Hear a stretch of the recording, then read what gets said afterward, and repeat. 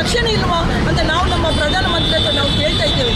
ನಮ್ಮ ಈ ಒಂದು ಭಾರತ ದೇಶದಲ್ಲಿ ನಮ್ಮ ಮಹಿಳೆಯರಿಗೆ ರಕ್ಷಣೆ ಇಲ್ಲದಿದೆ ಇದೇನು ಆಶ್ಚರ್ಯದಿಂದ ಒಂದು ಸಣ್ಣ ಮಕ್ಕಳು 10 ವರ್ಷದ ಏನು ಗೊತ್ತಿಲ್ಲದ ಒಂದು ಅಪ್ರಾಪ್ತ ವಯಸ್ಸಿನ ಬಾಲೆಯನ್ನು ಇವರು ಒಂದು ದೇವಸ್ಥಾನದಂಥ ಪವಿತ್ರ ಪೂಜಿಸಲ್ಪಡುವ ಒಂದು ದೇವಸ್ಥಾನದೊಳಗೆ ಕೊಂಡೋಗಿ ರೇಪ್ ಮಾಡಿ ಅವಳನ್ನು ಈ ರೀತಿಯ ಒಂದು ಕ್ರೂರ ರೀತಿಯ ಒಂದು ಕೃತ್ಯವನ್ನು ಮಾಡಿದ್ದಾರೆ.